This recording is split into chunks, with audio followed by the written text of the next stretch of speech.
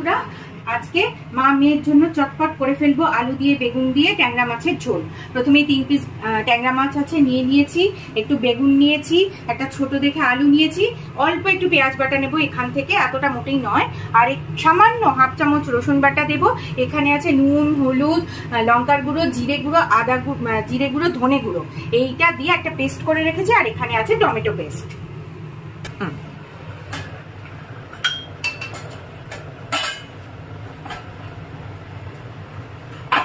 এই যে বন্ধুরা, আমার আলু দিয়ে বেগুন দিয়ে ট্যাংরা মাছের ঝোল রান্না প্রায় শেষ, একদম শেষের পথে। শুধু লাস্টে এই দুটো কাঁচা লঙ্কা চিড়ে রেখেছি, একটু দিয়ে দেবো, কারণ আমরা একটু বেশি ঝালই খাই।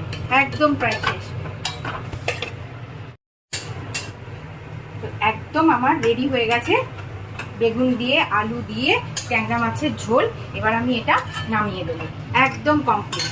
আর বেশি শুকোবো না, মানে এই ঝোলটা দিয়ে একটু ভাত খাবো, তাই নামিয়ে নিচ্ছি। আলু দিয়ে বেগুন দিয়ে ট্যাংরা মাছের ঝোল নামিয়ে দেখাচ্ছি কেমন হয়েছে। তোমরা দেখে একটু বলো কেমন মনে হচ্ছে তোমাদের, খেতে কেমন হবে। আমি তো টেস্ট করিনি, তোমরা অভিজ্ঞ আছো যারা, তারা দেখে বলো ঝোলটা কি ঠিকঠাক হয়েছে।